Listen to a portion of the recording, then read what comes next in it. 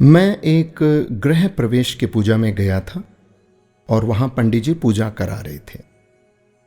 पंडित जी ने सबको हवन में शामिल होने के लिए बुलाया और सबके सामने हवन सामग्री रख दी गई। पंडित जी मंत्र पढ़ते और कहते स्वाहा। लोग चुटकियों से हवन सामग्री लेकर अग्नि में डाल देते। घर के मालिक को स्वा कहते ही अग्नि में घी डालने की जिम्मेदारी सौंपी गई। हर व्यक्ति थोड़ी सामग्री डालता, इस आशंका में कि कहीं हवन खत्म होने से पहले ही सामग्री खत्म न हो जाए। गृह मालिक भी बूंद बूंद करके घी डाल रहे थे। उनके मन में भी यही डर था कि कहीं घी खत्म ना हो जाए। मंत्रोच्चार चलता रहा, स्वाहा होता रहा और पूजा पूरी हो गई। सबके पास बहुत सी हवन सामग्री बची रह गई। घी तो आधा से भी कम इस्तेमाल हुआ था। हवन पूरा होने के बाद पंडित जी ने कहा कि आप लोगों के पास जितनी सामग्री बची है उसे अग्नि में डाल दें। गृह स्वामी से भी उन्होंने कहा कि आप इस घी को भी कुंड में डाल दें। एक साथ बहुत सी हवन सामग्री अग्नि में डाल दी गई। सारा घी भी अग्नि के हवाले कर दिया गया।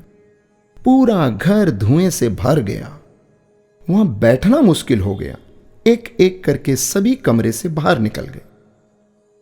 अब जब तक सब कुछ जल नहीं जाता, कमरे में जाना संभव नहीं था। काफी देर तक इंतजार करना पड़ा, सब कुछ स्वाहा होने के इंतजार में। दोस्तों, मेरी कहानी यहीं रुक जाती है।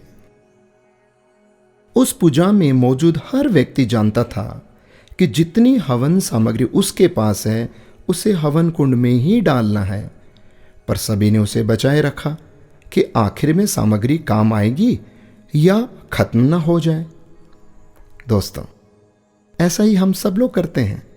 यही हमारी फितरत है। हम अंत के लिए बहुत कुछ बचाए रखते हैं, जो अंत में जमीन, जायदाद, प्रॉपर्टी, बैंक बैलेंस, रुपया, पैसा, फलाना ढिकाना, ये जो इस रूप के भीतर में सब यहीं पड़ा रह जाता है। जिंदगी की पूजा खत्म हो जाती है और हवन सामग्री बची रह जाती है।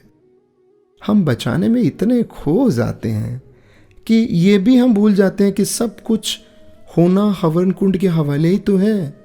उसे बचाकर क्या करना, बाद में तो सिर्फ धुआं ही होना है।